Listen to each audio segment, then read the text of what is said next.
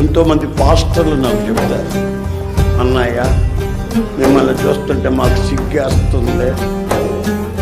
ఇప్పుడు మొన్న వచ్చినప్పుడే వాడు కట్టే ఇప్పుడు ఇంకోటి కట్టి ఇప్పుడు ఇంకోటి కడుతున్నామంటగా, జనం నీ దగ్గరికి ఎట్టొస్తున్నారు నాకు అర్థం కావట్లేదే అని ఒక పాస్టర్ గారు చెప్పారు.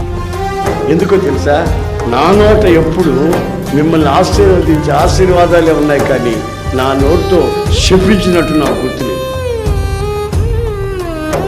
మన దేవుణ్ణి స్తుతించుటకు, ఎదుటి వ్యక్తిని ఆశీర్వదించుటకే మనం పుట్టాం.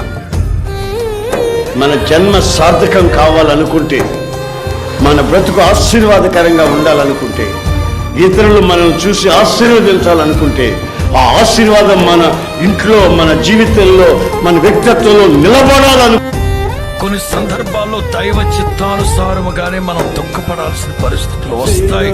దేవుడే అనుమతించుంటాడు. అది దైవ జ్ఞానం ద్వారా మనం తెలుసుకోవాలి. ప్రతి చిన్న అనర్థానికి, ప్రతి చిన్న సమస్యకి వాడు సాతానుగాడే అనకూడదు. ఆ దుఃఖాన్ని దేవుడు అనుమతించాడు. ఈరోజు ప్రభువు